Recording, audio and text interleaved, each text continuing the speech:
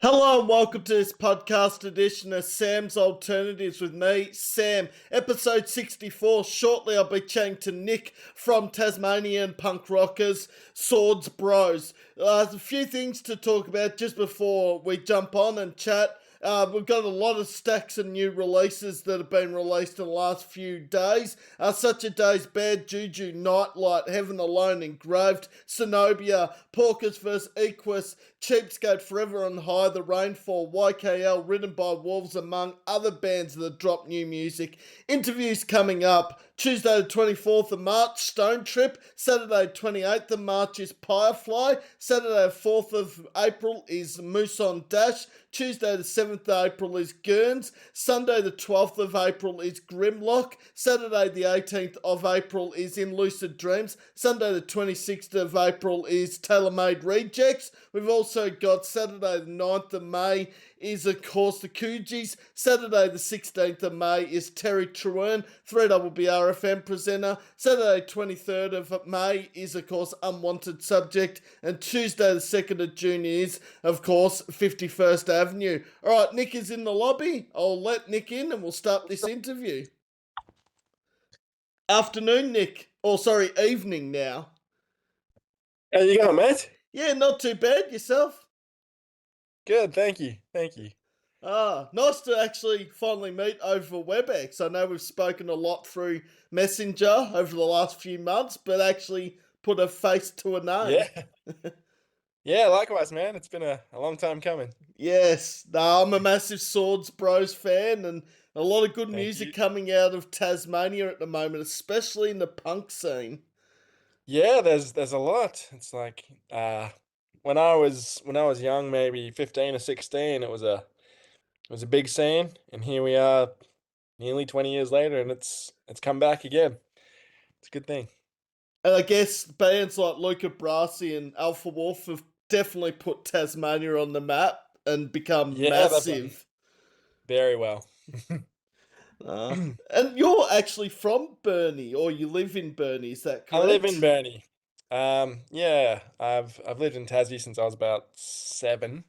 It's from Adelaide initially. Um, but no, I lived in Devonport, which is a 40-minute drive from here, and moved here just last year.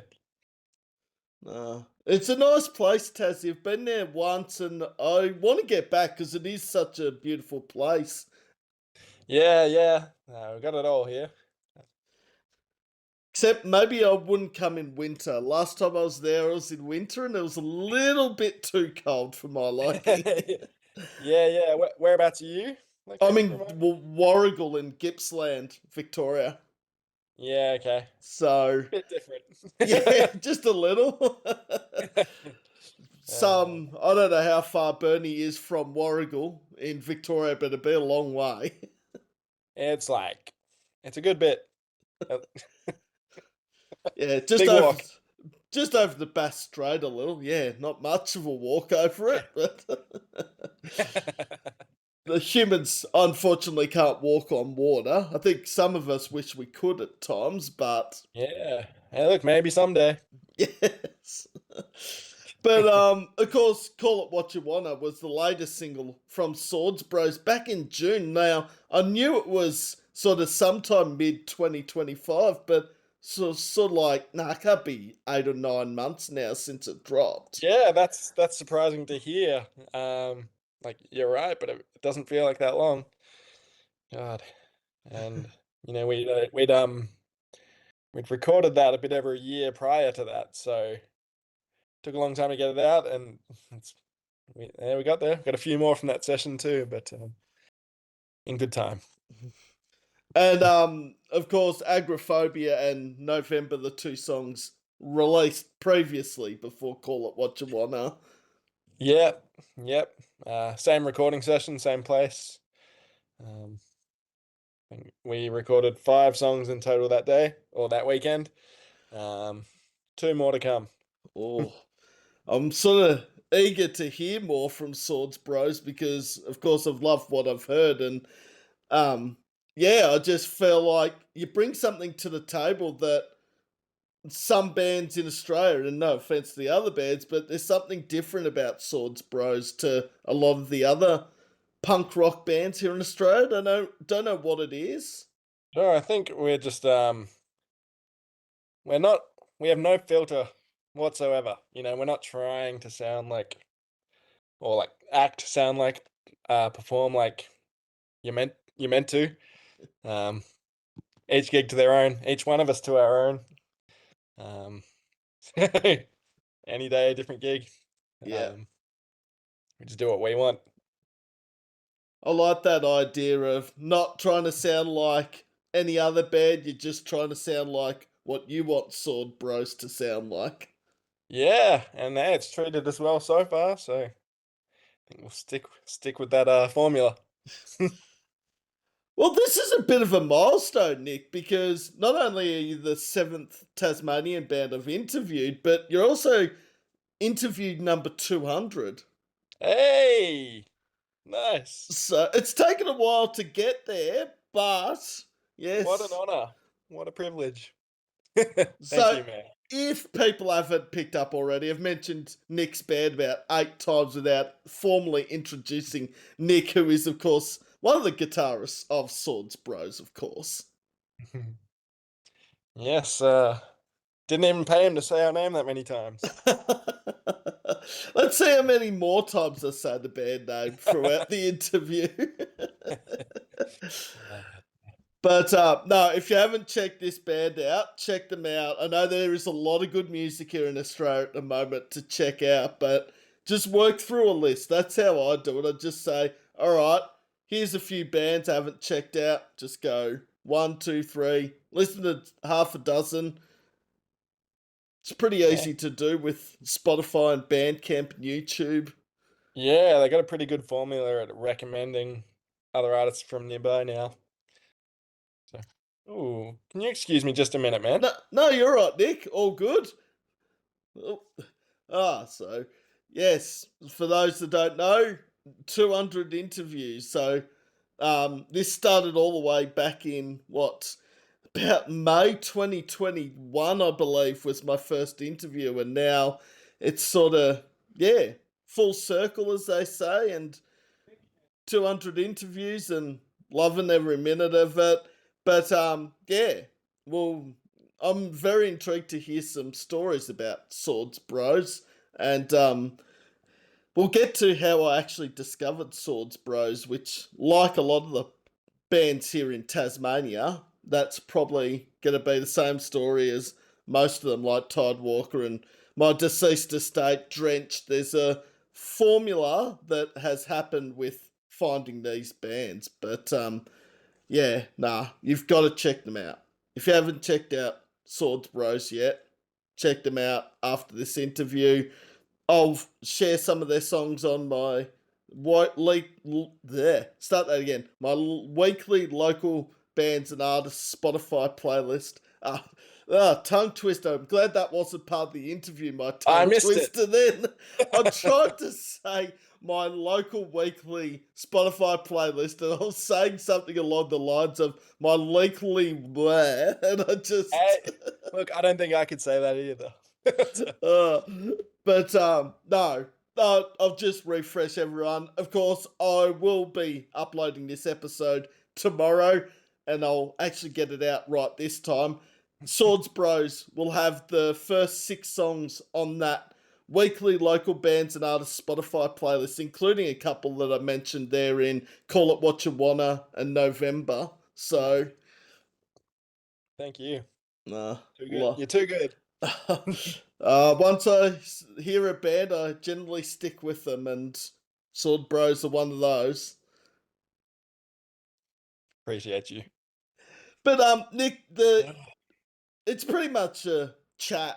I've just dropped the interview now. It sounds weird Yeah, that I've dropped it out of the conversation, but it's more of a chat than an actual interview because it's just two people trying to get to know each other. that's it, man. I want to find out a bit about Sword Bros. There's a lot that I do know about the band, but there's probably stacks of stuff I wouldn't actually know about it. And then at the Sure. very end, I love this. thing, Nick has the floor at the end of the interview. So it's reverse psychology. I'm Hey, then going to answer a question that Nick has. all right. So, but I will Get to not, thinking. I won't put you on the spot right now because that's just unprofessional of me if I did that. uh, all is well. I'll get thinking of a question for you. All right. Well, first question off the cab is generally one I ask nearly every interview is how did Sword Bros form as a band? Okay, well, it was during the COVID pandemic, I suppose. Many bands have that as a time now, stuck at home, um, pretty isolated. Um, and it just started off as a two-piece, myself and Colin, our singer. Now, we're both 32 now. We met at I think 15, maybe 16. Um, and we basically since then have had band after band after band, different genres, um, and different other members, but us two have sort of always done it together. So it had been a couple of years since we'd done something together, but I'd come up with this idea, which turned into our first song, Oysters and Peaches. I'd had this riff and pretty generic chorus, but as pop punk can be, um, there's no harm done. And I just showed it to him straight away. He had a melody and just part of the lyrics. I'm like, okay, well, this is about as easy as it gets. 'Cause him and I, there's some musical chemistry that struggle to find the words to explain. But that song was basically demoed that day, and yeah, that was sort of, the anchor. We're like, all right, let's try this. We hadn't done pop punk before, really together. We'd done hardcore, we'd done blues, country, a funk band. That was fun. Um, I'm like, but most of what we grew up listening to and still do, pop punk. I'm like, okay, why aren't we doing this? And it just flowed from there. We stayed a two-piece for maybe a year or two, and we recorded three or four songs. Just we had program drums, pretty good program drums, but program nonetheless.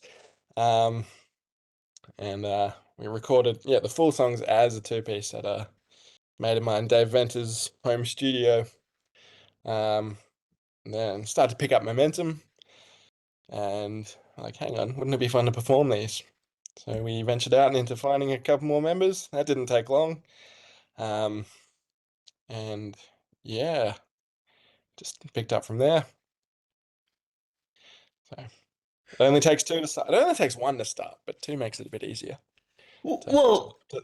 and as you mentioned, Nick, like you and Cole had known each other since you were 15. So, yeah, 15, 16 years, hmm which sometimes when a band gels or a band gets together, they might have only known each other 15 or 16 months before they start a band. I think if you've got the chemistry there and been friends and known this other person for a long time, it gels really well.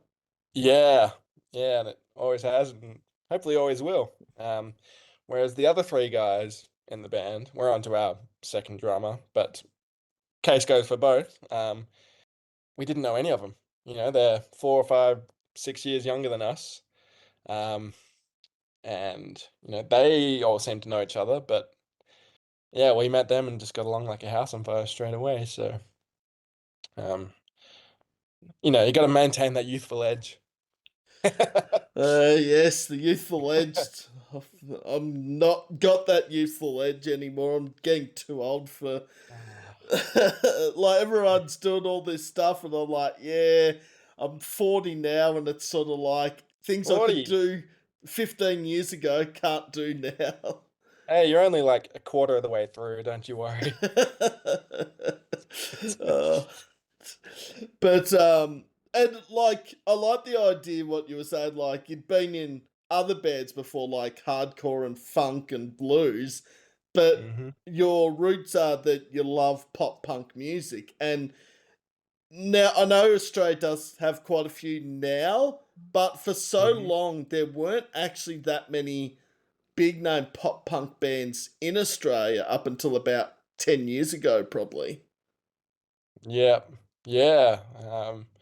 I think as a genre worldwide, it sort of died off for a good bit there. Pop became really, really influential. Um, sort of took over, and now everyone, for me, it's like it's back to clinging to the nostalgia and youthful side of it. I'm like, yeah, I'm 32, but I put it on loud enough, I feel 15 again. Yeah. So I think many of us feel the same. Don't want to grow up. I definitely had at least two pop punk phases. My big pop punk phase started with the likes of Green Day and Blink 182, Oh yeah. Offspring, that era. And then Hmm. sort of it came to bands like Paramore and Stand Atlantic and All Time Low, 4 Year Strong, those sorts of bands. And now it's come back with what I've seen in the last few years, which I think it's good because while I love punk music, I want the pop side of it as well. Yeah, just a little softer, a little easier to listen to for a longer amount of time. uh, Uh, and pop punk and metal has worked for some songs. Like you look at Criminal by Stand Atlantic and Polaris, like you wouldn't think it would work, and it does. yeah, there's a way. You just gotta find it. Who are some of your favourite pop punk bands over the years, Nick? So, as you said there, Blink and Green Day, no brainers. That's where it started. Not quite pop punk, but early Living End really, really hooked me in to playing guitar, and that's sort of where it started. But nowadays, there's a um, band they never got that famous, a band called Direct Hit. They're from the States. They're real good. It's just nice to find a lot of the bands that we listen to at early teenage lives. So many of them made a comeback the last couple of years. Um, like, hey, they've grown up, we have too. See if we still relate. And yeah. Most bands have grown up. I don't know if Blink ever did, No, but no, the exception, the anomaly. now, did I read somewhere that Mark Hoppus, or one of the members of Blink 182, is actually doing a book tour around Australia at the moment? Yeah, Mark is. I'm not sure when it was. Got a dear friend of mine who loves Blink more than anyone I've ever known. His name is Ben, and he bought a ticket before the website was polished. Like Oh, um, yeah, big fan. He deserves to go. Um, in my head, it's April. I think it's soon, but I'm sure he'll tell me all about it.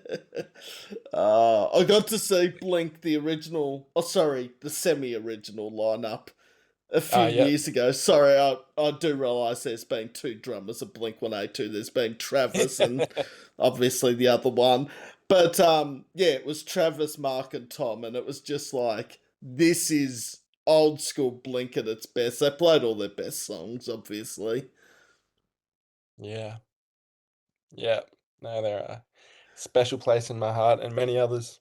Mm. I remember a family friend of mine burnt me a Blink CD. It had a portable disc player, and I was like, "This is fucking cool." And then got home, put in the stereo, like the family lounge room stereo, and mum and dad were so upset that I was listening to such crass stuff. Yes. Songs I'm like, about dick jokes and. Mom, what does fuck mean? Uh, Oh, I no, remember they came too quick. My parents like Blink, there's nothing wrong with Blink. And I remember we went on a road trip somewhere just over to Inverloch, which is about an hour from where I live. And I think my mate came over and he had a cassette tape, and half the cassette tape was Blink 182, but he wouldn't play Damn It and What's My Age Again and that. He just put all the small things on. on repeat. I'm like, I love this song, but Josie, damn it, stay Yeah, together for the kids. I mean, there's got to be some other songs there. for sure, for sure. It's a good song, but they got better ones. Was it? Yeah, I mean, that probably is the song that put them on the map and made them who they are today. I think you can't debate that. Yeah, yeah. God, I still listen to all their albums all the way through regularly. I actually don't even know what my favorite Blink 182 song is because there's that many. Just There is a because lot.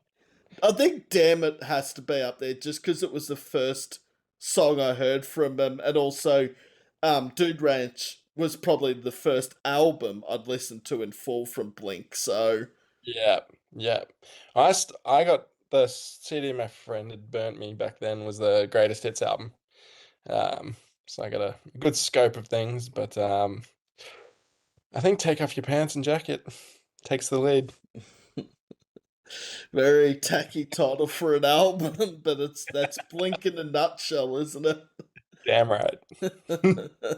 And then they have an album just called Nine. They've gone from Take Off. Yeah. Yeah. Everyone grows up eventually. Mm. How did you come up with the band name, Sword Bros? Now that's a good story. So again, when it was just a two-piece, it was still just a concept. We demoed Voices and Peaches and we're like, all right, this is fun for us to listen to. And at that point we weren't too focused on doing anything with it. But yeah, me and Colin, he lives in Hobart, which is about 3.5 hours from where I was living, about 4 now. Um, and we used to be rowdy, rowdy boys. Um, we'd um we drank a bottle of tequila. We did tequila slammers. We had like, let's just do slammers tonight. We got through a bottle and we're like, you know what? We're nearly there, but not quite. So we went walked down the bottle shop and got another bottle. I'm like, okay, now we're talking. We got through that. I believe there was a couple of pills we'd taken too. Um, but basically over the previous year or so, we'd both come up with a list of just funny sounding band names. Um, we had about 20 or 30 each. We're just reading them to each other, blind, drunk, and like, this is funny. Um, and the conversation had turned to, let's start a band. So what we did, we wrote every name on a little piece of paper, every name on both our lists, and put them all in a hat. And we're like, whatever the last name standing is what we're going to go with. And we were reading them out one by one, like crying, laughing at some of the shit we'd come up with. And it was down to the last one, and it was Swords Bros. The double plural that rolls off the tongue so easily. A lot of venues and interviews we had, posters on the wall, they write Sword Bros. It's Swords Bros. Plural, plural. I love that. We've been around for like 5 or 6 years now, and they still don't get it right. Well, I have That's to all right. admit, Nick, at first I did forget that the plural was there until then I That's saw saw on your the Facebook page when I followed it, it had the S in it. I'm like, well, if I follow it now, I can't stuff up the band name Look, we'll let you off. We'll, once. once. Next time, out. Dear. But nah. You won't be the last. But I like that idea though. The whole coming up with the band name. You put all the band names in a hat, and whatever the last band name in that hat is at the end is what you're going to be called. Yeah, because we had too many. You know, I thought every name on my list was great. He thought every name on his list was great. I can't even remember who'd come up with it. I think it was him. Um, I'll have to get back to you on that one. Uh, and also, I think the most difficult thing, this is speaking of someone who's never been in a band, but band name would be one of the most difficult things to come up with because what's been taken? Like, is there a band that has a name similar to Yeah, yours? very good point. We felt pretty safe with this one. Uh, Um, but no, we did check, and no, in the clear. I think Double it, plurals, they're just not that common. well, plurals in general in Australian Yeah, bands. I can think of maybe two or three off the top of my head that have. it's a underrated naming category. Imagine if you called like Parkway Drive Parkway Drives. It just doesn't roll off the tongue as much as Parkway Drive. Damn right. And So it's not as if Parkway Drive need any more publicity putting an S on their name. They're already probably the biggest band this country's ever seen. yeah, and now it's too late now. You've got to stick with it. You know what I would love to do is actually visit Parkway Drive in Byron Bay. Because Ah, yeah, that's right. the Hey, put it on your bucket list. bucket list, I mean, imagine that. Going to the actual street where it's the name of the biggest metal band, not only here in Australia, but one of the biggest metal bands in the world as well. Yeah, you know what? Going there and getting a photo with that feels like such a you thing to do. Yeah. And sorry to announce like too. I did. They are I know. obviously from Byron Bay as well, and they've made a pretty good name for themselves as well. But Yeah. I saw them at a festival here. I was working at back in like 2009, maybe. Um, I was a shy, anxious emo kid at the time, but I was on the gate letting bands in, checking their cars for the members. oh, Um, Pretty cool gig. Family friend said, "Yeah, I can get you in, but you got to do some work," and it was good work. But yeah, I got to meet them. Real nice guys. I'll be seeing them in a Thursday night in Traralgon. Amity Affliction in Heart's Wake, Red Hawk and Headwreck, which is a sick lineup. Man, that'll be good. And everyone's like, oh, I'll just wait till the day to buy the ticket. I'm like, you're not going to get tickets. It's sold out. Would have sold out a while ago, I Hmm. imagine. Oh, lucky you. I have this theory, even if I'm broke when the tickets go on sale, knowing that I've got the ticket before it sells out, like everyone says, I'll just wait a couple of days or I'll wait and buy it on the night. It'll be cheaper and like whatever. It's not Yeah. cheaper. No, especially with such long-standing bands, you've got days, sometimes a day before these things sell out. Although I see a lot of bands lately, maybe it's been forever, but maybe I'm just paying more attention at gigs that they'll put on a second show in a city if it sells out quick. I think that's a real good thing because hey, we're not all made of money, and they might be your favorite band, you can't afford them till next week. Come on. The good thing about this tour, though, is especially here in Victoria, Traralgon's not the only show this week. There's one in Geelong, there's one in Frankston. There might be Yeah, another nice. one as well. So there's four in about 7 days. It's like if I'd missed out Okay. on Traralgon, I probably would have just gone to the Frankston one or Geelong. Yeah, okay, that's a good deal. I said, hey, if it's a good pay week, you can go to them all. I wish, but I'm working Uh, till the other 3 days, so that might not work. yeah, that'll put a pin in things. Now, on to how I discovered Swords Bros. I got it right Yeah, there. do tell. Uh, Got it. there is a Spotify playlist called Tassie Punk Hard Rock or something, or Rock Noise, and Swords Bros were at the top of it. Not they weren't.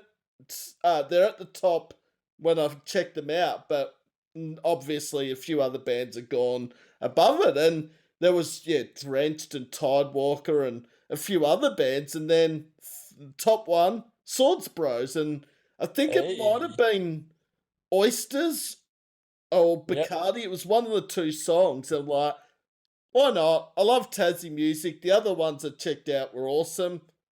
Checked out Swords Bros and love And them. here we are. Mm. Yeah, so both those songs, as I said, were recorded as a two-piece. Um, the joy of multi-tracking, huh? Oh, multi-tracking. I reckon that could be the death of some bands because so much work would go into it. Ah, yeah. God, you should see my home demos. I I I'm more focused on getting the take right, getting the tone right. I don't name anything, and anyone that looks at my sessions is like, "What are you doing?" Oh, And I'm like, "No, that like 27th track was that 2-second guitar bit. Don't worry, I know. Something I got to work on." it's all experience, though, Nick. I mean, you learn things along the way in being in a band or as an artist. Yeah, yeah, there's always something new. Like I was just talking to my father-in-law today, because I've been recording some songs he wrote as a teenager, which is cool for him. But he asked me about early songs I'd written, and I'm like, there's a song I wrote when I was about 17 that every 2, 3 years since I've re-recorded just at home, and not all that long ago, I listened to them all in a row. I'm like, okay, I've gotten better over this. Playing, recording, singing. It's like the song itself, I haven't changed at all, but yeah, there has been improvement. So if I ever get down on myself about things like that, I'm just like, hey, I got better.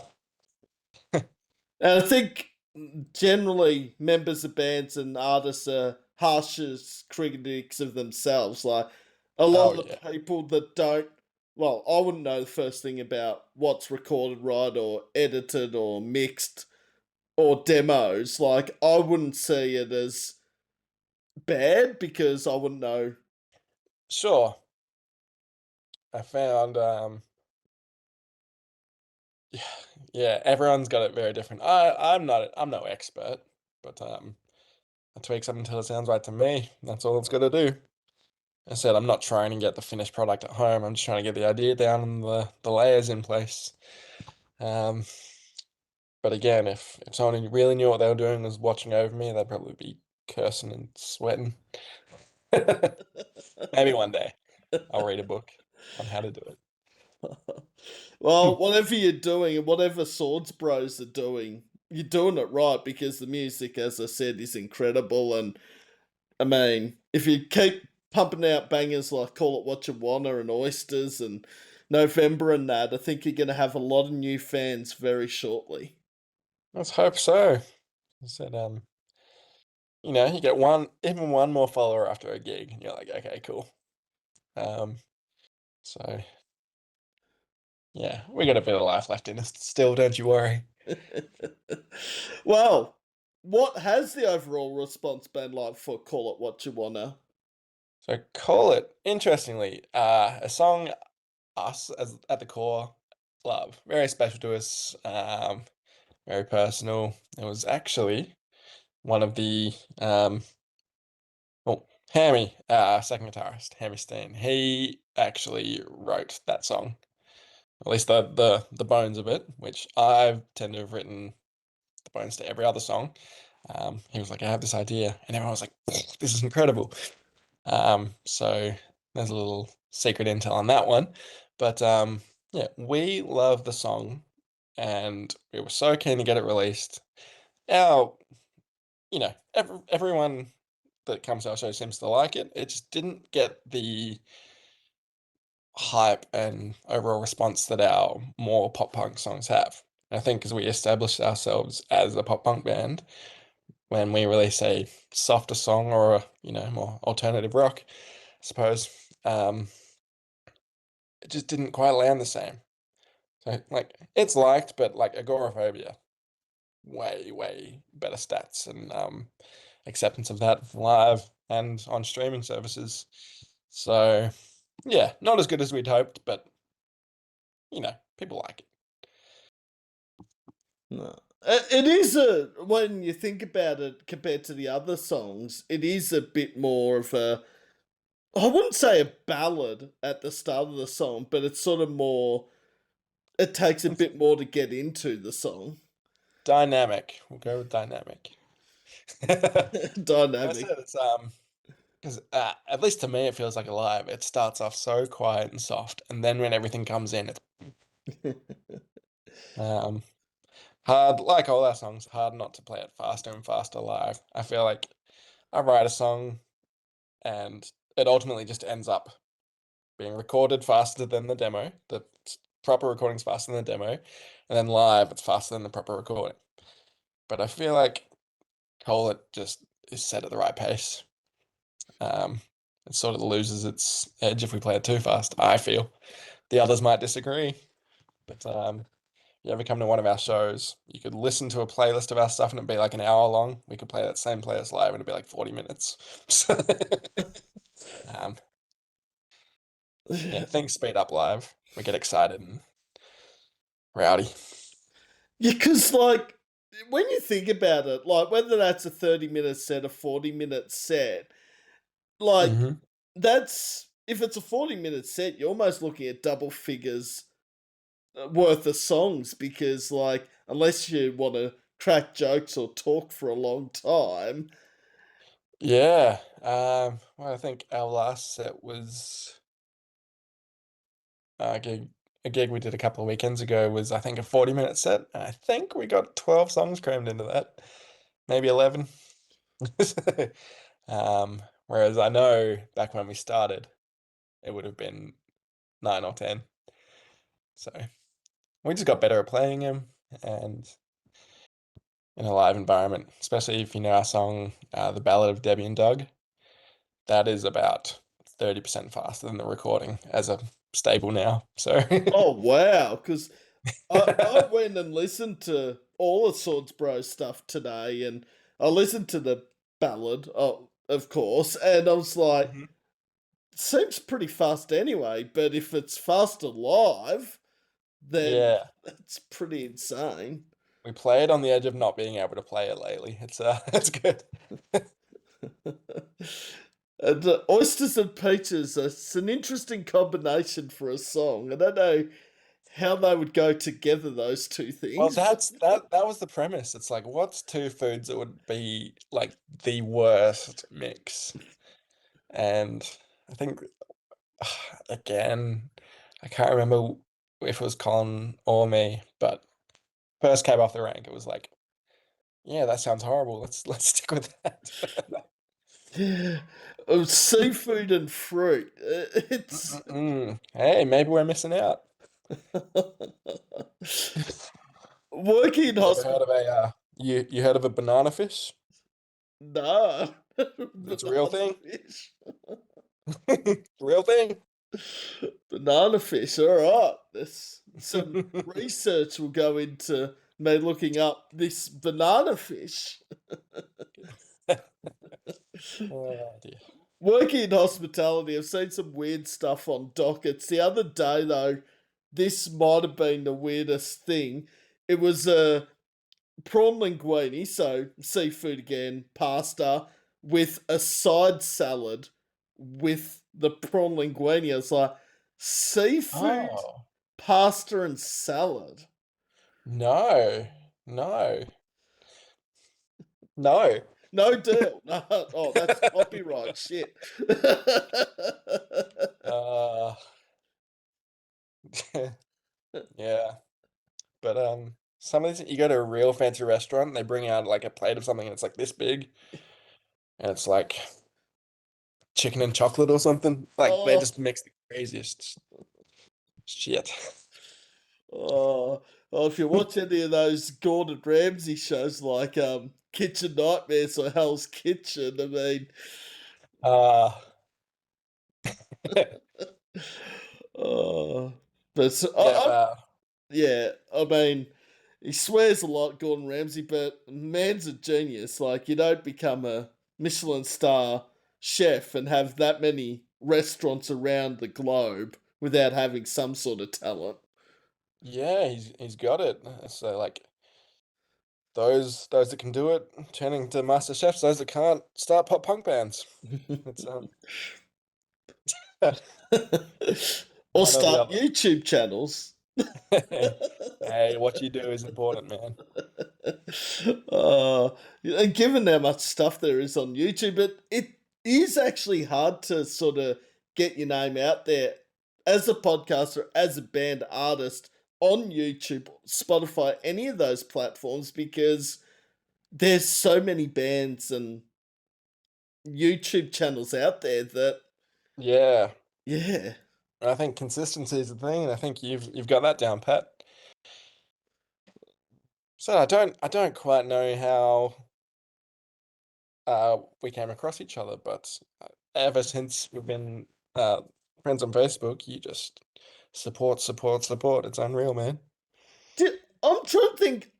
Either I messaged the band's Facebook page or I messaged you, and half the time I keep forgetting whether I've individually messaged a member of the band or the band's page. Yeah. Look, knowing what you do, it was probably the band page.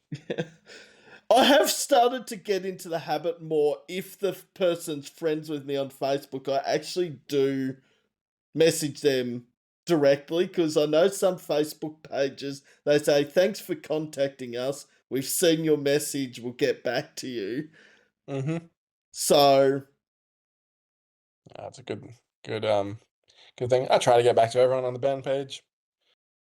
So if they bother reaching out, it takes 10 seconds to reply, you know. or I just approach the band at a gig if they're playing. That's Yeah, it was that's a good fun. thing. It was actually funny last night because I was at a gig in Melbourne and I get this tap on the shoulder. I was just off in my own little world. And Mm-hmm. it's a member of one of the bands playing, and he goes, Sam, I'm like, how the hell did you know who I was when there was like 200 people in the room? We hadn't seen each other face to face. He's just like, oh, I saw you talking to such and I gathered it was more than likely you. Yeah, nice. Hey, maybe he's watched your podcast. Yeah. But yeah, it was sort of like I don't know what world I was in when I got tapped on the shoulder, but I'm thinking, what have I done wrong? Yeah, who is this guy? What does he want? But no, yeah, they were really good. The gig last night was really good as well. Outloved a band from, well, originally from my neck of the woods, but now based in Melbourne. They did a headliner at the Espy in Melbourne and was a sick night with Headstrong and Total Buzzkill and 50/50. So Oh, nice. Well, that was last night. yeah, that was last night, and it was an early finish gig wise for a Saturday night. It was done by like 20 past 10. I'm like, really? Hey, that's ideal for us middle-aged folks. Yeah, because I was like, oh shit, we'll have to leave early to get the last train home, and then Out Love came on at like 20 to 10. I'm like, okay, I'm obviously not gonna have to leave till after they finish, and yeah, they were finished by 20 past.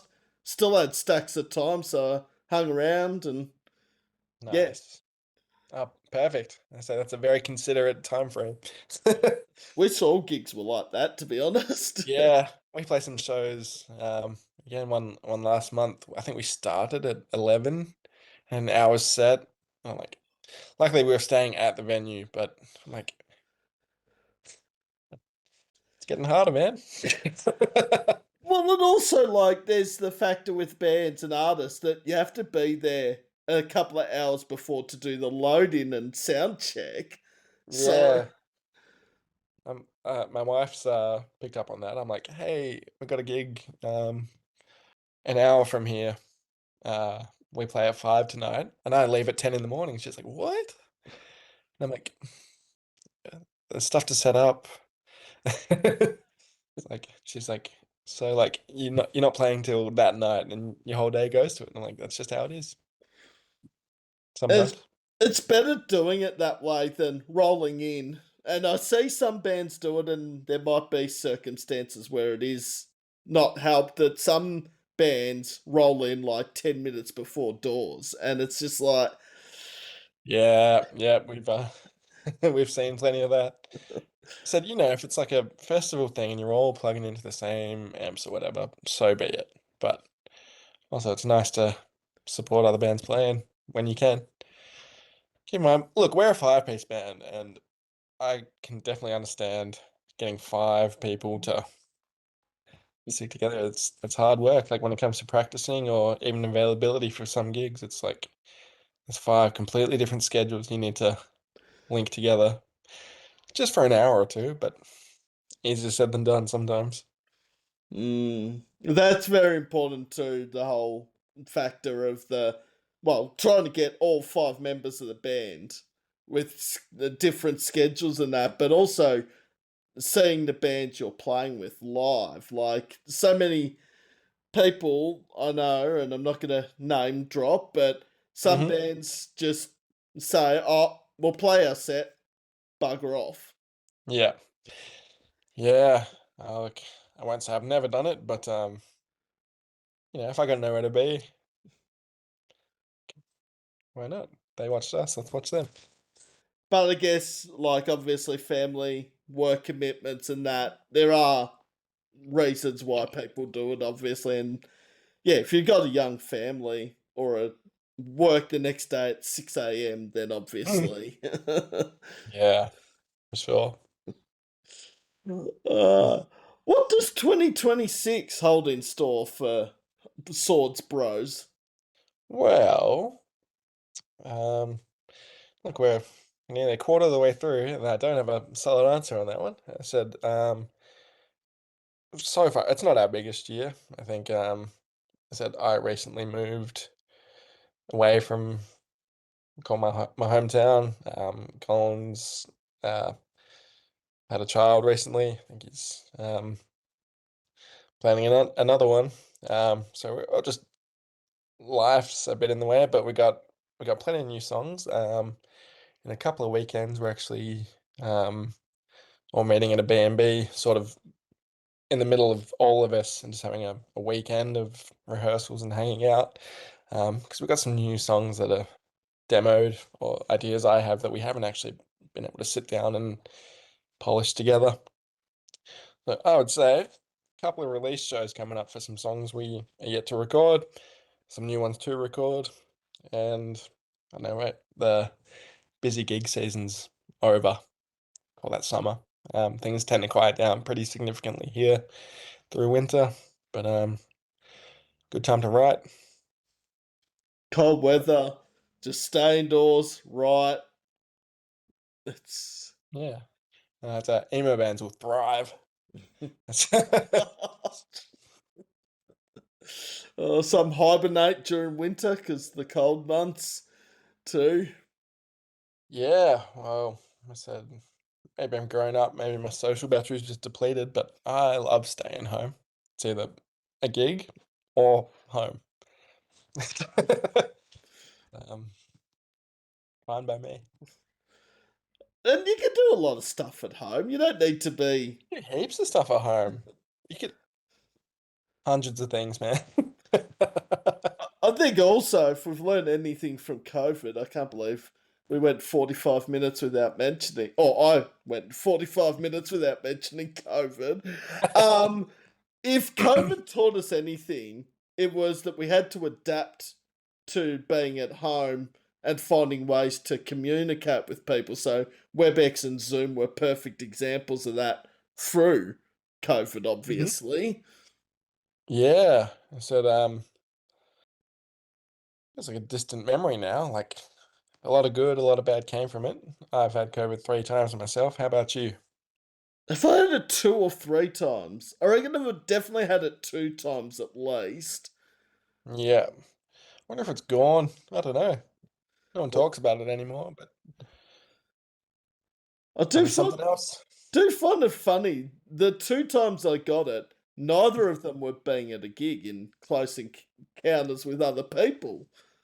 Nice. I don't remember my first times, but the last time I got it, I'd done a month's trip around the UK, and on the very last day being there, I got it and it went from 0 to 10 overnight.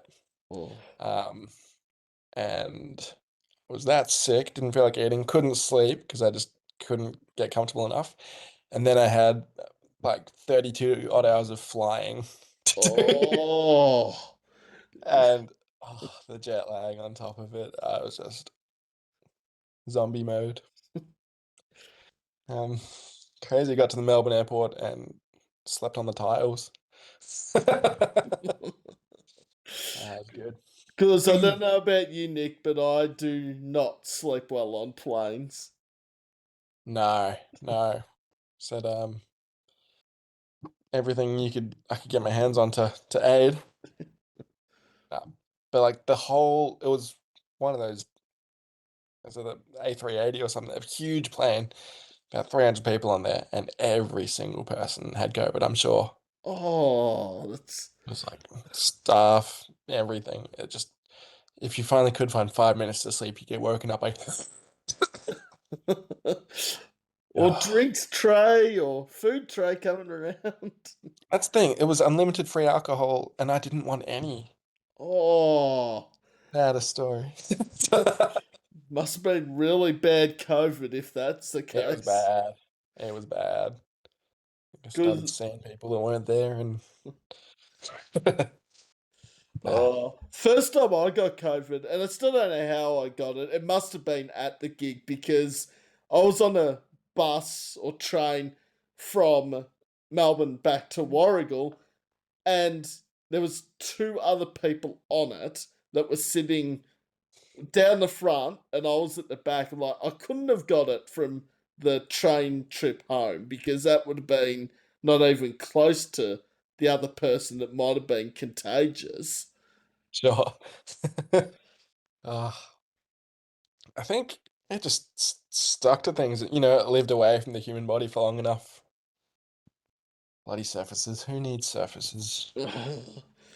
Oh. That's Oh, but not the worst experience coming home from a gig, getting COVID.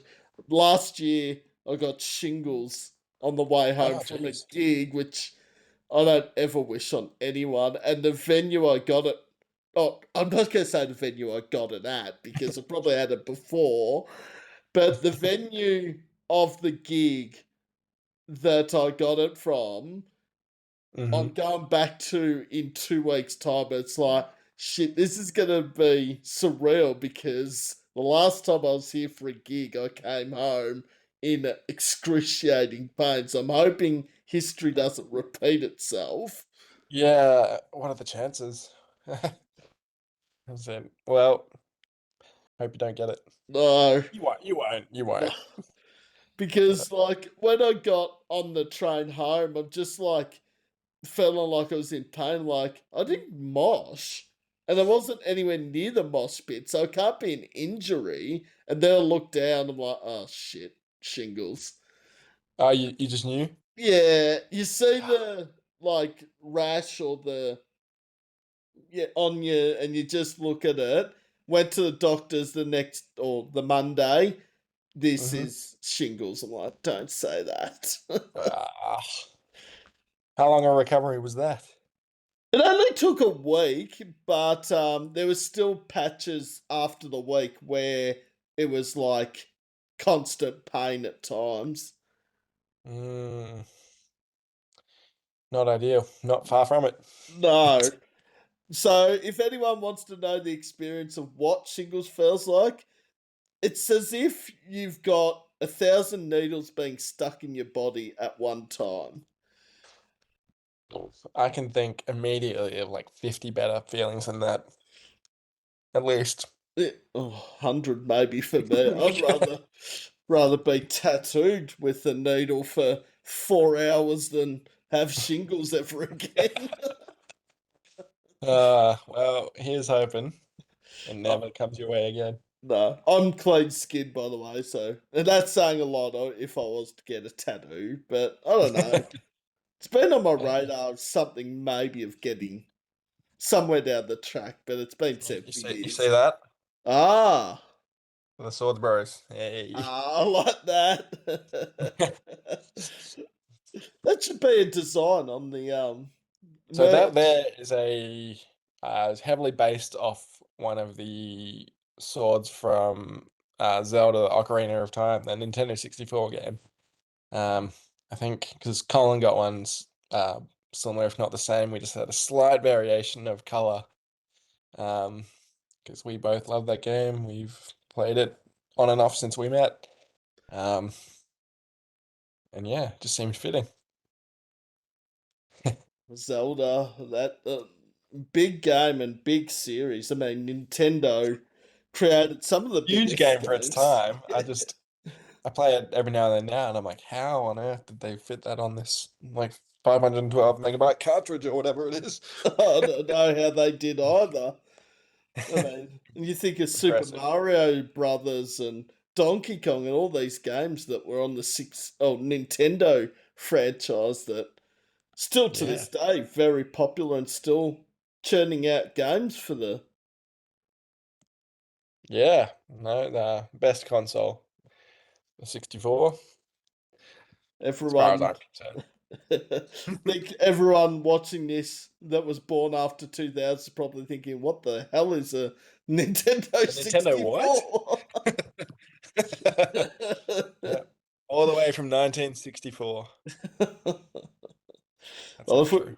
we want to get really nostalgic, I'm that old. I remember the old Sega Mega Drive. I mean, See, I just missed that. My first console was the Super Nintendo. yeah. Um, all the great games. And yeah, me and my brother both ended up with one somehow. Thanks, Mum. Um, so good, so good. I think I've still got the console downstairs, but none of the controllers or games. So maybe one day. I remember with the Sega Mega Drive, there was only three games we'd play on it: Alex the Kid, Sonic, and Bubsy. Yeah, classics, all three. I remember we'd just sit up all night playing Sonic till all hours of the morning, and we'd try to get to the last level, and then we die. It's just like, got to start So over frustrating. again. So frustrating. uh, Um, hey, we do it to ourselves. We don't have to play them. nah. A bit of a nostalgic moment there for the people. Yeah, so good. Learning curve. So now you know what a Nintendo is and a Sega Mega Drive if you're born 2000 onwards. You know what? Just here, ready to go at any given time. There's proof of it. That's Banjo. what they look like, kids. The old games. None of these digital files or CDs.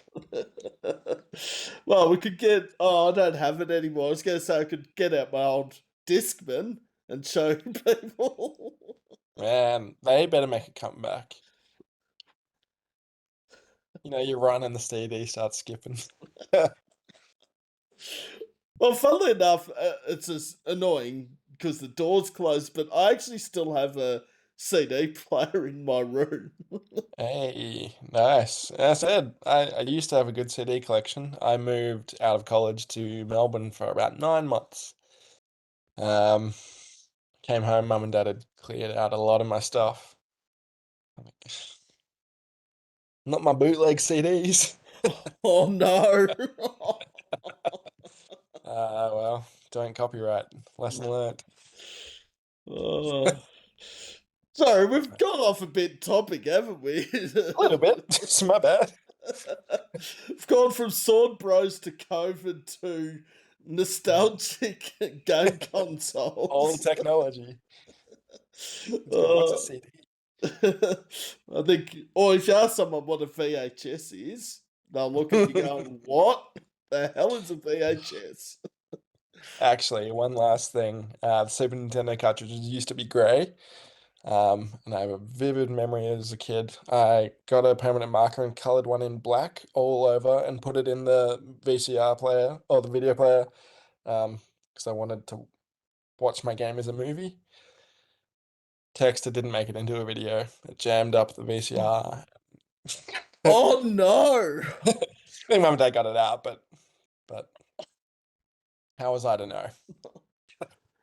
Oh, if I had $1 for every time a tape got chewed up in the VCR back in the day, I'd probably make more than I'd earn an hour at my job. Oh man, how are we to know? All right, Back nice. on track. Let's go. Down to nostalgia. Back to Swords Bros. All Which right. band, if any, in Australia, still going on hiatus? Members still alive, members passed away. Any band that Swords Bros would love to support or be on the same lineup as, who would it be? Look, if anything was an option, as predictable as it is, it would be Blink. I'm sure. Um, we have a band policy of majority on the decision wins, regardless of what it is. Um, and I know that three of the five of us would pick Blink. So, um, sorry, Bill and Billy, but I feel like they might have a different answer. But no, for us three, it's Blink. It's a pretty good, Yeah, pretty good they started answer. all this. I think any band in the punk scene, Blink would have to be at most punk bands' list of top bands. Surely, I think there was I've seen things that's like, do you pick Blink or Green Day? And I'm like, Oh, they're both fantastic. I don't know if they're that comparable. uh, Like I adore both bands, and Hammy the same. I'm like, but I don't think of them in the same league as each other. I think if we went last 10, 15 years, I'd be more of a Blink than a Green Day. I think if we went to Dookie and Nimrod and Insomniac versus Blink of the 90s, it'd be very tough to choose then. Yeah, yeah, very true. Blink, other than production, their style was pretty consistent. Whereas Green Day, I love just about all of it, but I say the last 10, 15 years, the albums have just sort of been like, hard to compare. However, Saviors, their last album is fucking sick.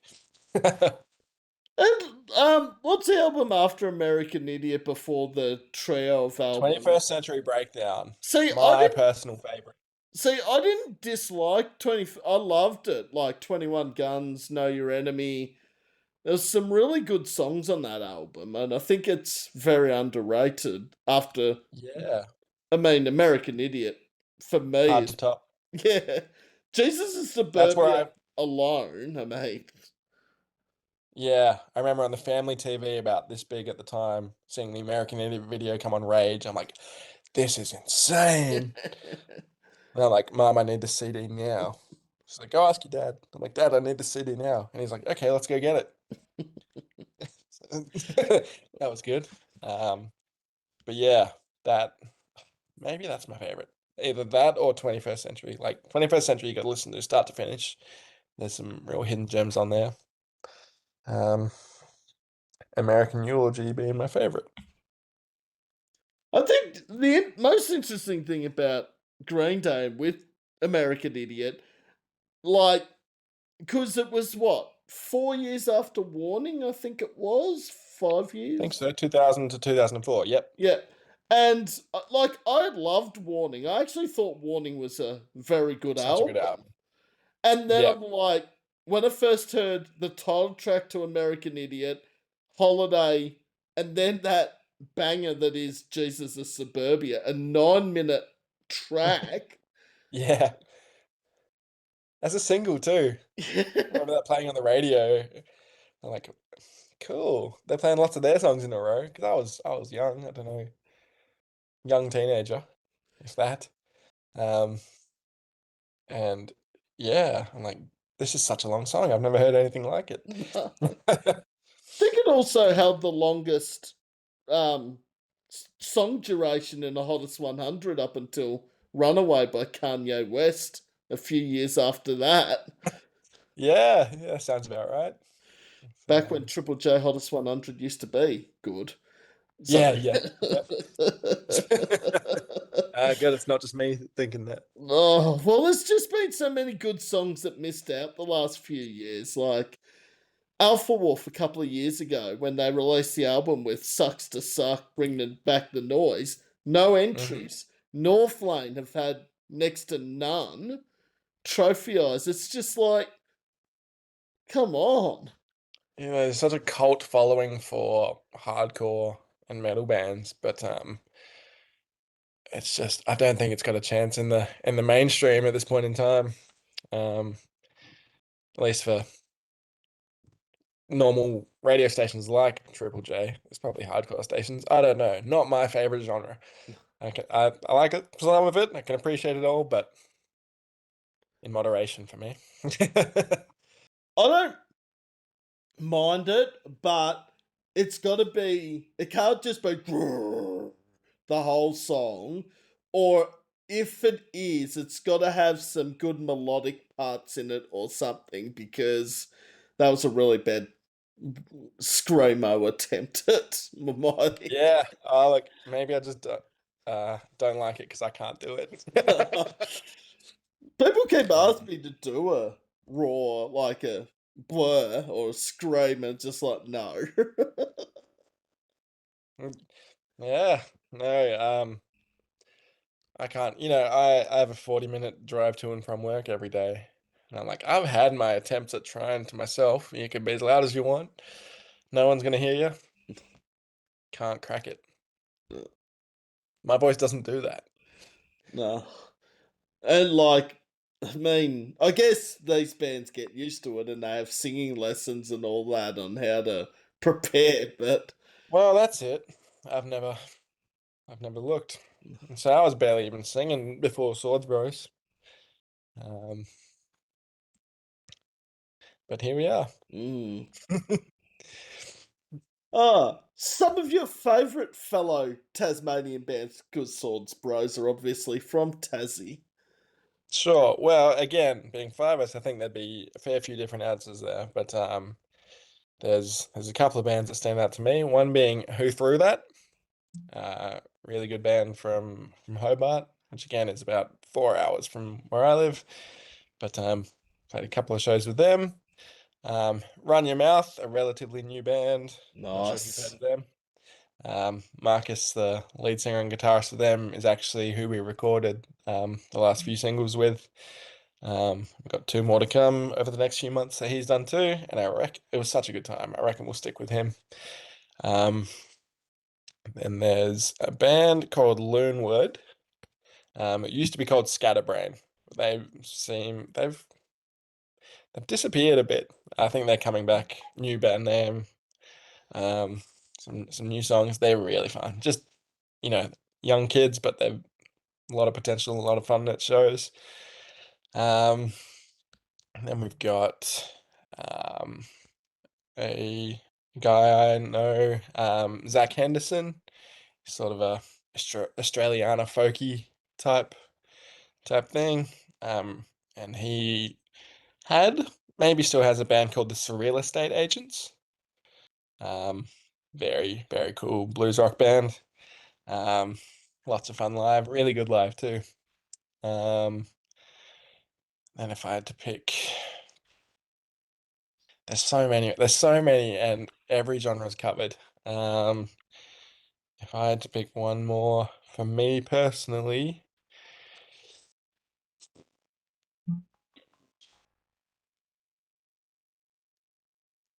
it's tough. It's tough. Um, might go with Chris Coleman, um, another guy from Hobart, I believe, and yeah, again, Australian folk. Um, Somewhat traditional Australian. Fantastic storyteller. Um, quite a scope in kinds of bands I like. You could listen to one of those after the other and be like, these are worlds apart, but all really good performers. There's another guy I recently discovered. We played a show here. Rupert Bullard. I think he's only 18 or 19. He's one of the best performers I've ever seen. Just solo shows, storyteller, all original, incredible. He sounds 20 years ahead of himself. It's insane. That's a time of your life you want to start sort of doing music is sort of 18, 19 because Yeah. Like he's I think he's just done a UK tour. Like he's done a lot all around Australia. I saw him once. We played a gig down in Hobart called the Songbird Exchange. I think it was just a bunch of different Tassie artists, and he played a couple of acts before us, and whole set start to finish. I just couldn't believe it. Really special. there's Like, a great mix there, like all different genres.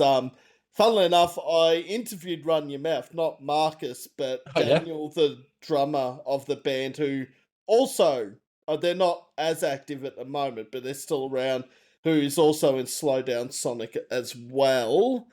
oh yeah, yeah, Yeah. yep, yeah. They're Um, good. I love Run Your Mouth. When they dropped that EP with like Giveth and Head on a Stick, I think Head on a Stick's still personally my favourite Run Your Mouth song Yeah, yeah. because So this. Marcus, Oh, oh sorry, sorry. carry on. No, you go. Sorry, I interrupted Um, you. no, no, I interrupted you. Marcus, prior to Run Your Mouth, had a solo EP, I think. And the title of the song escapes me, but he has this one song as a solo release that would just fit so well as a Run Your Mouth track. I reckon it might make its way into their sets. So good, so good. Because Head on a Stick was the actual debut single of Run Your Mouth, and I remember Burls, Daniel, sent me the link to Head on a Stick, I think 2 days after it dropped. And he said, I want you to check it out. What do you think? I'm like, fuck. If this is your debut single, what's going to be next? And then obviously Coming Undone and Giveth Yeah, dodged a bullet. And it's just like, yeah, I'm he's sold. so good. He's such a nice guy, great performer, and yeah, I've only seen him live once. We were gonna play a show with him, but yeah, one of the members recently, his wife had a baby, and they had to pull out last minute. But they're so much fun. Yeah, if they But ever come your way, make sure you get to that one. oh, there's still a lot of bands I haven't seen live that I want to cross off that list. Both there's actually quite a few in Melbourne I haven't even seen yet. Sure. But there's just a lot of interstate bands that I haven't seen that I really want to see, and a lot of Yeah. them, funnily enough, are actually from Tasmania. Yep. So Look, if you ever find your way down here again, at a time that we have a gig on, I'll get you in. Don't you worry. mm, oh, definitely want to see Swords Bros for sure. Nice. All right, my favourite Tassie bands outside the obvious are Luca Brasi and Alpha Wolf. Oh yeah, sorry, they should have absolutely been on my list. They haven't done God much. Oh no, that was a bit harsh. Sorry, Alpha. Sorry, Luca, if you watch this. damn. Love to them um, all. my favourite Tassie band, so mine's a bit of a mixture as well because there's some heavy stuff, there's some punk stuff, and everything in between. I love the band that is called Copperhead. I don't know if you've heard Oh of them yeah, we played with them a weekend or two ago. because they dropped Mortal Souls last year and then Public Indecency about a month or so ago, Yep. and I was like, Slapped. wow. Yeah, I think it was their first gig. The one they opened. It was us and three other bands, one from interstate, I'm not sure which state. But yeah, they put on a show. That's a good start. Well, Swords Bros, not being biased, but I think you have to be in there. Thank you, man. Drenched, Run Your Mouth, of course, as Nick mentioned. I love those guys. And then we get into the bit heavier stuff with Tide Walker and my deceased estate, lab coat. Oh, Oh lab yeah. coat's not overly heavy, Lab but Coat, a cool, very cool band. Very, uh, but very intense, but very good. yeah, you're right. There is a lot of good mix coming out of Tassie at the moment. I mean, for such a small state as well, you think, 10 years ago, Luca Brasi, Alpha Wolf, Psychroptic, now that many, and now Melbourne's trying to claim Alpha Wolf as their own, but Yeah, they're yeah, yeah. not Melbourne. Remember that. I am sick to death. Actually, I don't want to have a rant, but I'm sick to death that Melbourne in particular, and this isn't a discourage to the local scene, but if a member of a band has moved from interstate into Melbourne, there's some people that try to class that band as being Melbourne. Well, with that logic, Colin, our singer's from Tennessee, so I guess we could be a American pop punk band. Does that get us any further? Who knows? Well, that takes the cake over whether they're from interstate or Melbourne. Uh-huh. But Wind Waker's a perfect example. They're from Wagga or somewhere up that way, and it says on Facebook pages and other places, Melbourne metal band. I'm like, oh, here we go. Because Chris now lives in Melbourne, they're Melbourne. Like, Uh, I mean, maybe it's just easier mm. to say that. You go this Adelaidean, Tasmanian, Tennessean pop punk band doesn't roll off that well for us. Oh well. Oh. And also, most people would know where Melbourne is. Like, Wagga Wagga, I know where it is, and there's a lot of people that would, but it's not like a Melbourne or Sydney that everyone knows where it is. Yeah, yeah. It's a lot of places in Australia sound like they could be from anywhere in Australia. That's the trap. Well, and there's quite a few places in Australia called Richmond because there's one in Sydney, there's one in Melbourne, There's one here. there's one in Tassie as well. It's like nearly every state in Australia has a place called Richmond. Yeah. So don't know who he was, but popular guy. And obviously, speaking of US, there is a Richmond in the US, in Virginia, I think it is. Oh yeah. There you go. Fun fact. Surprised me. But yeah, and spelling of town names, like my town, everyone gets it wrong when they're trying to spell it. When you spell it out to them, they go WARRIGAL. It's like, no, that's a wild dog. It's, Ah, uh, crazy. yeah. Well, I've only got two more questions because we've covered so much. I don't think there's anything we haven't Even for actually. all those segue conversations, we've done all right. This is a pretty important one because I like to look into the future. Where do you see Swords Bros as a band in 5 years' time? That's out of all the questions you sent through, that's the most puzzling one. I said, I think again, none of us want this to end, and I don't. It's not on the cards.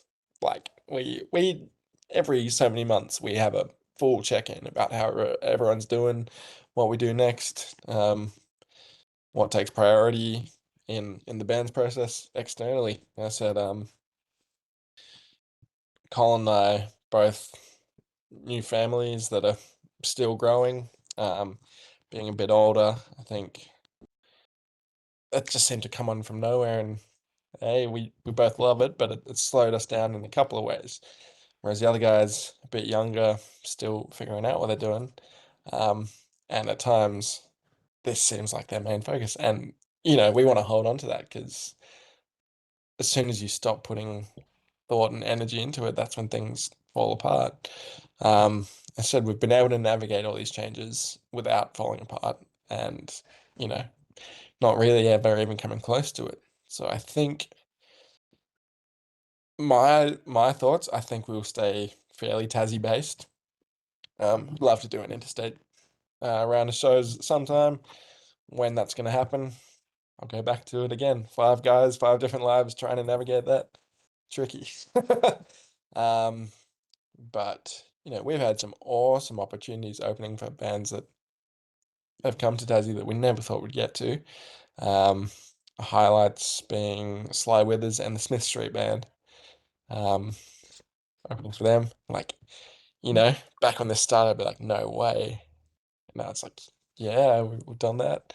Um, Couple of um, bands from the States too. Don't know if you know Tiny Moving Parts. I've heard Um, the name, yeah, definitely. Yep. and the Mad Caddies. I've definitely heard of the Mad Caddies. Love Yeah, we them. opened for them. Back to Wow. Australia. We opened for Body Jar, I think 2024 down here. So we've had some good shows. So I once thought, no one comes to Tassie, you're only going to get to play with your other local bands. But the last few years, some of the bands that have come here, bands I like, Modest Mouse, seen them, Bright Eyes, seen them, Frank Turner, seen them, like a lot of bands I never thought I'd get to see. Some of the first bands I ever loved, I've seen live in my home state. So um, I think we'll just keep progressing to the best of our joined ability as we can. Um, 5 years, well, we've been at this this is our sixth year, so yeah, double again. Who knows, really? It is a puzzling question, though. You're right, Nick, because a lot of bands don't know what will happen in 5 weeks' time, let alone 5 years. Yeah, it's like I don't know. We've all been uh, turning from boys to men throughout this time. It's like we've all had a full mental crush out or two or three each. Like, oh, I don't know if I can do this anymore. Or it's like, I don't know how I'm gonna navigate this through everything else going on in life. But we all want to, so we find a way. I think we're quite a supportive bunch of each other, whatever's going on in our lives, and I think that goes a long way because there's bands that write really good songs, get really popular, but they're not that good of friends. They just do that, treat it like a job. Whereas we like hang out first, and if we can incorporate that into the set, then getting paid to have fun with our friends or doing it for free, we're still just having fun doing something that we love that our friends and many new supporters they catch on. They're like, "That was a fucking fun show. Never heard of you guys." Um, but when are you playing again next? They're like, doesn't take much to make you feel good. Not for me anyway. But I think that's you've hit the nail on the head with everything there, and I think if you in the scene to hoping you're gonna make money and become, Bring Me the Horizon like or Foo Fighters like overnight, having that sort of thoughts, it's just like I don't want to sound negative, but for most bands, it's not going to happen overnight. Oh, and I think we all know that. I don't think any of us are like, we play that one more big show and we're gonna all make a living off this for good. It's like for me, first and foremost, it's fun with my friends. It's a creative outlet. I get to do with people I love, for people I love, Um, that's all I ever wanted it to be. If we get more, fuck yeah. If not, I'm not having a bad time.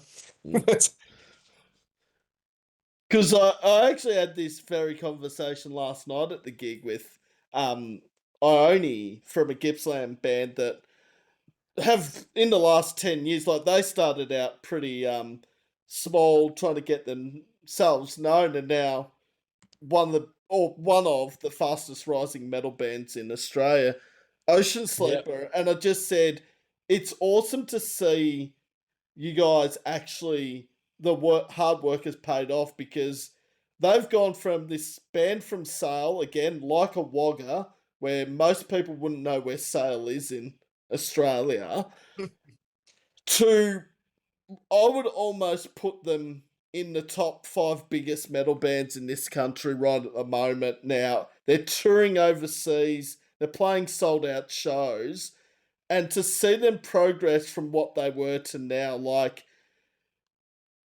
it's huge. Like, this is a big call, but they could be in the Polaris Thornhill conversation in 2 years' time. Yeah, nice.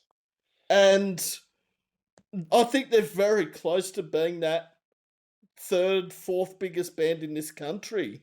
And I I could see the potential 10 years Hmm. ago, but yeah, I didn't think it would be come to this that they're playing overseas in the US, Europe, sold out shows around Australia and good blokes as well, which Yeah, good.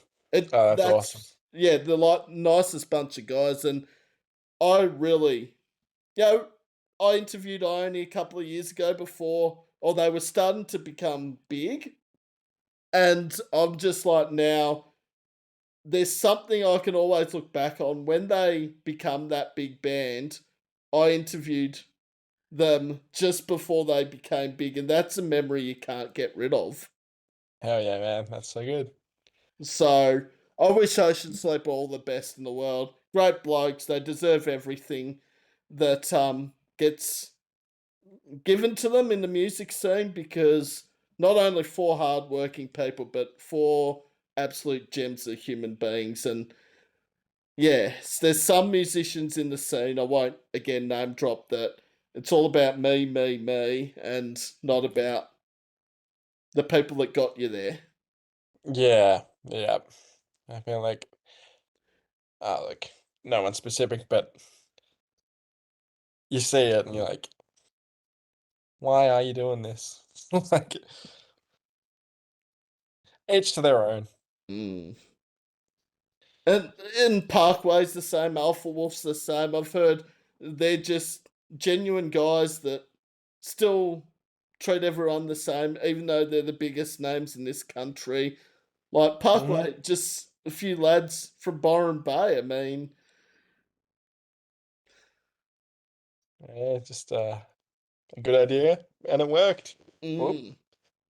So yeah, Yeah. to any of the bands out there that are still humble as they become bigger, I mean, yeah, if you still know what got you there, that's the most important thing, and not forgetting the fans. And none of the bands that I've stumbled across have ever forgotten about where their loyalties lie, remembering how people supported them from day one to now, and Hmm. hard work pays off.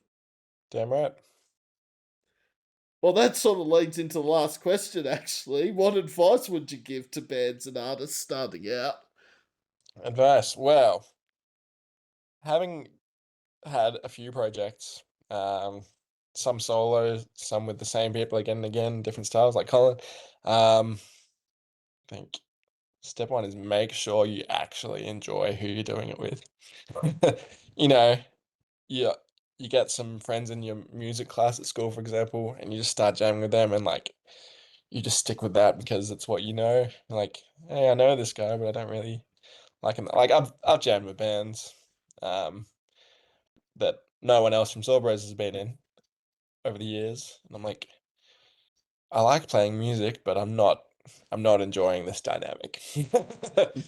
Um, make sure you like who you're playing with. Make sure you like what you're playing.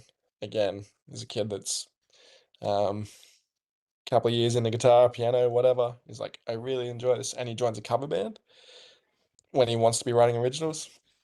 Sure, it's fun. You can make some good money there, but if that's not what you actually specifically want to be doing, it's easy to lose a lot of time to that. Um, what else? Like, don't be afraid to be authentic. As cliche as it sounds, like I feel like we Swords Bros has that captured pretty well. It's like we're writing songs that we have fun playing about funny little personal stories or silly concepts we come up with.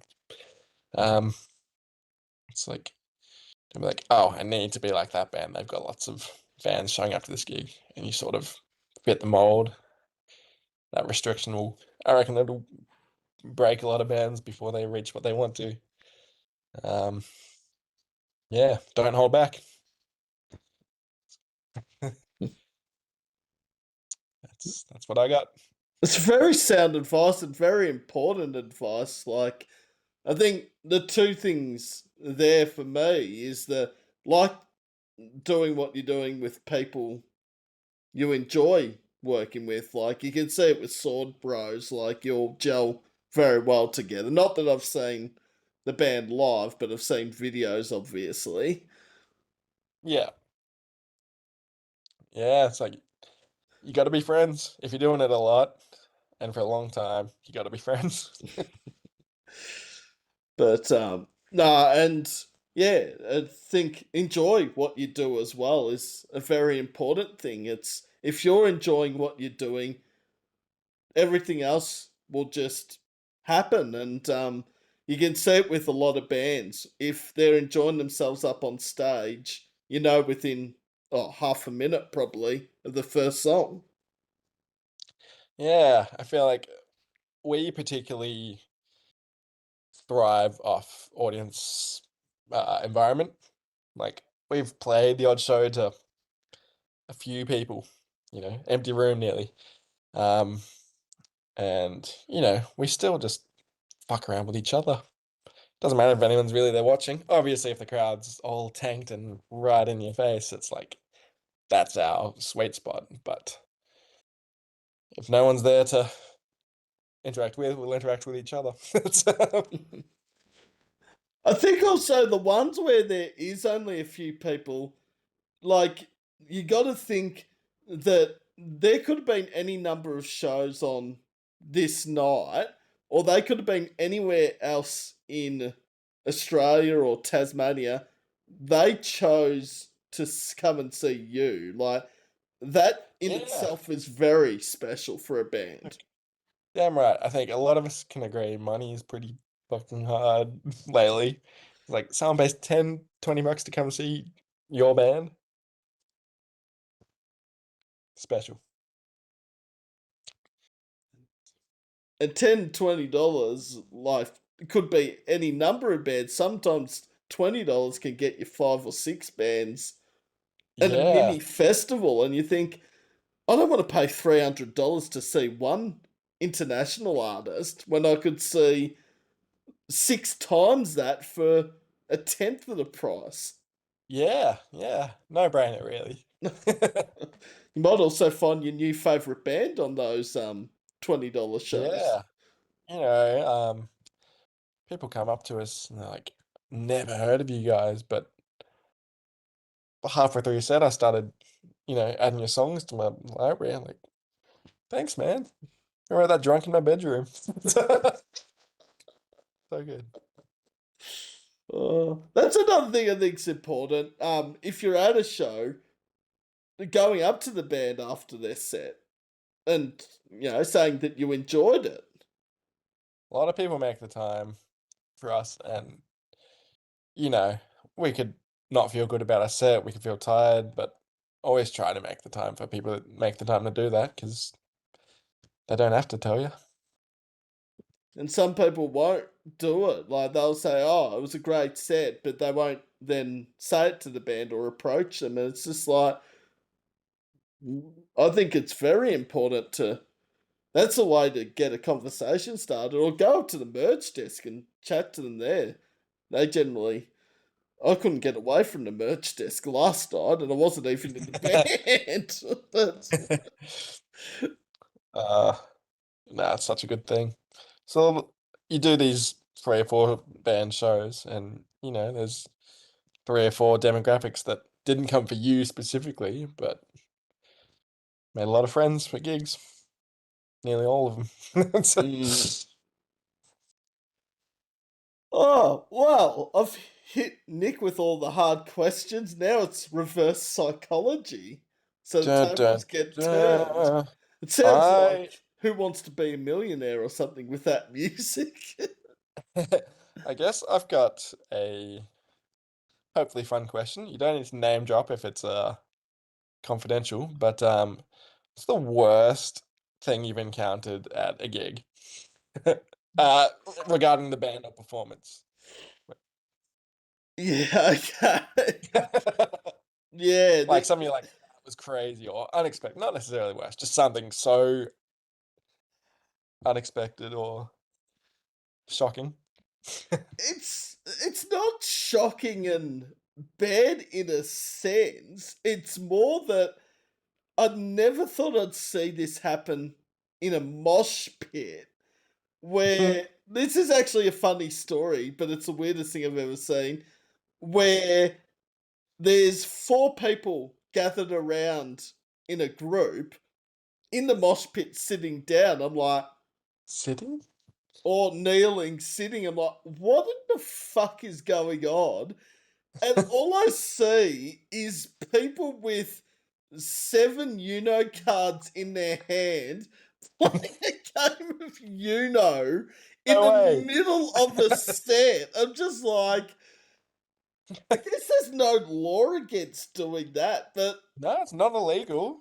it's just Just because I'm like, damn. people Okay, that's moshing, not. or why aren't they sort of crowd surfing? And there's these people in the middle of the mosh pit playing Oh, never would have guessed that.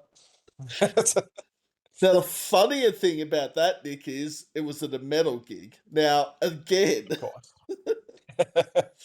oh, People didn't interrupt. They let him play. yeah, but someone had to draw four if they Jeez. I like that question. It's It's something I good. don't get asked generally a lot. Is what is the weirdest or strangest thing? I have seen some interesting stuff at live music, and it's sort of like I know what to expect now because even though I don't mosh as much as I used to, if I'm near the mosh and it looks like it's getting rowdy, I either just step back or I'm like, what the hell, get involved. Yeah. One day we'll miss it. Even if the lead singer of the band throws you in it, which I've had happen a couple of times. I saw an English singer, Frank Turner. Have you heard of him? I've heard of Frank Turner. Yep. Yep, he came here and played a show a couple of years ago. And he told the crowd, he's like, last time I was here, which was probably 10 years prior again, there used to be a bar here down in Hobart called the Brisbane Hotel. And he was like, last time I was here, I played at the Brisbane Hotel and it was so fucking rowdy. It was like a Wednesday night. And he saw this girl come in and get a shot of Jameson, have it, and then he said she ate the shot glass. Oh, And he's like, it was the fucking craziest thing I've seen on a normal Wednesday night. you Took generally a shot. drink the shot. You don't eat it afterwards. See, Generally. that's punk. That's crazy. I'm just Oh, gonna shoeys and eating shot glasses sounds about shoeies. I'm yet to Australian. do a shoey. Maybe I Oh. think everyone's got to do a shoey at some point. I don't think I've actually done a shoey. I should do one. No, no, do one now. Uh, where's my shoes? I'm doing over WebEx. Yeah, I don't know where they are. I can't. I don't think I've even got alcohol in the fridge. It's a like you could do a shoey with, I guess, soft drink or wine, but probably Oh, not the same. okay. oh, oh, Gross. Go is- wine shoey. That's got to be as bad as they get. yeah, I'm not a big wine drinker anyway. Like, That's fair. I'm not actually a big drinker of alcohol in general. Like I used to be, Yeah. but I Not used as to be. much. It's pretty tame. So It's just getting too sadly. expensive, Nick, for alcohol, I think. You're not wrong. I was like, or you abuse it enough, and like something's gotta change. That's yeah, Colin and I used to, there was gigs. There was a gig in Launceston, um, about an hour and a half or so from here, and it was a Swordsbro show, and we'd organized to get the set recorded, so we'd have like a live album type thing. I think we all had about 12 or so standard drinks before playing. Oh no. I think we did a hour's set, and there was one track that was usable. The rest were fucked. I fell off the stage and pulled Colin's synth down with me. Oh no. It was absolute trash. Um, and after that, we sort of started to limit drinking at shows. Like, I say, Colin doesn't drink at all anymore. He's 2 years sober or so that's unreal. I think the rest of us, Hammy doesn't. Selective drinking. Um, if I do, I have like 2 beers because like it's easy to keep going. It's hard to play. Mm. Some gigs call for it, but I think we can match drunk energy without getting drunk ourselves, which is an awesome skill to have. Also, my theory is drinking at shows is I don't want to get too drunk that I don't remember the Remember the show? gig. Yeah. Yeah, yeah, 100%. Because I don't want to go home and someone goes, "Oh, how was the gig last time?" Like, I can't remember because I was Yeah, drinking so you much. know the band, Mammal? Oh, yeah, yeah. Yeah, they played at the Fourth Pub here once, and I was there with a friend of mine, Brian, and awesome live show. Zeke Locke's frontman is insane. But the lineup at the bar was just well timed enough that we could get ourselves a Jameson and Coke. I think we were drinking that night. Get to the back of the line, start sipping. By the time we finished, you were back at the front, Yep. and the bar was close enough that we could watch the show while we're going, and just kept going. I'm like, okay, a very patchy memory from this because we must have done that 10 times. And next thing I knew, it was the next day and I was at TAFE. Like, Oh, wow. yeah, I don't know how I got home, when I got home, how I got to TAFE. Which is, I'm like, hang on, that was too many drinks. So, had too many drinks too many times. Relatively sober at gigs now. If there's one thing that annoys me with gigs, and I've got to be careful here because I do have a tendency to do this sometimes, and I've been caught out like, oh, shit, the band's playing. People that stand at the gigs and talk during the set. Ah, Like, one minute. People that pay to go to the gig then do that. It's like, I don't want to hear what you found behind your fridge last night. and look, if they're just having a conversation and saying hello and then getting into it, then I don't mind it. But this has happened 3 or 4 times the last couple of gigs. I've just Yeah. felt like turning around and saying, go outside or just shut the up. Mm-hmm. But then I Well, thought, how bad would that look if I did that? yeah. Or you don't know how tanked they are. You don't want to piss someone off. Mm, Um, Not worth it. You can always just move to a different part of the room. yeah. And also, like, I don't know the circumstances. Like, they might have had a rough week and needed someone to talk to. Yeah. And I guess that's a really good point. People at gigs, they can be so feel like family for a night. Mm, Um, so it's a good place to catch up with friends, have a few drinks, let it all out, have a cry, have a dance. do Should be a safe whatever. place for all. Yeah.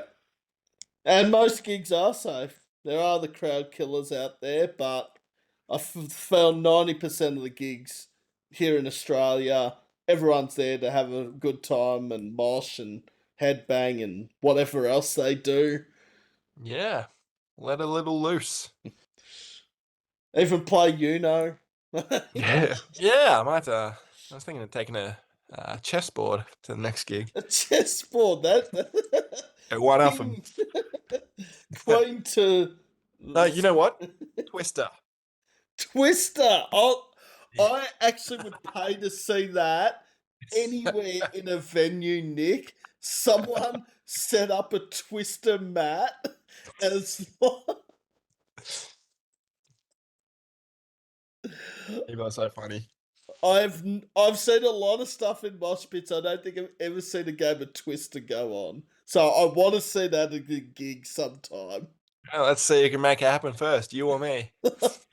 Probably you, Nick, because you're in a band. I don't know.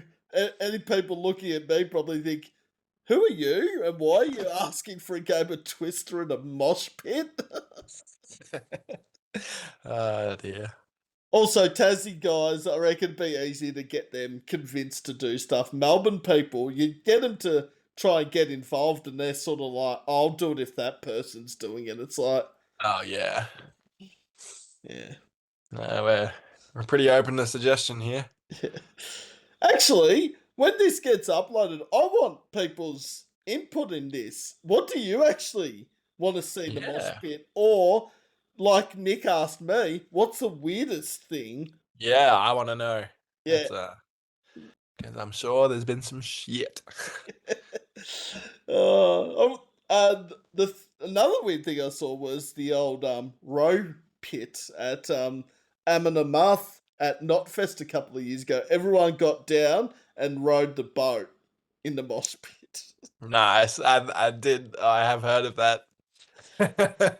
So good. I'm saying it's a communal thing. Yeah. One Uh, thing that I am struggling to do now is when they say, all right, everyone sit or kneel on the floor and then jump up when the song kicks in. I'm like, I'm getting too old for that shit now. these knees, man. You go down or up. I can't do both. Yeah. So. 20 years ago, yep, I would have been there and I'd probably be the first person doing it, but not now. No, gotta teach the kids. Well, there's one thing I say after every interview that I don't like in an interview, and that's when the fun has to end or the interview has to end. I knew it would come eventually. But Yeah, it's been a pleasure, man. fuck that. I can't believe how quickly the time. I felt like I sent you the link like 2 minutes ago. Yeah, yeah. All right, time flies. But, happy to talk to you again in a couple of years' time when there's some new stuff to tell you. Well, I've had an absolute pleasure talking to Nick from Swords Bros. And any of the guys, Hammy and Bill and Cole, any of the members are always welcome back on. I'm not fussed either way. Like, I like chatting to the whole band, but in some ways, I like actually one individual because you feel like we're not talking over each other and you can get Yeah, through more stuff. that's hard because when it is 2 or 3 or 5 of us, like we do all just talk over each other. Or like we'll finish each other's sentences. Not in the way they expected us to though. We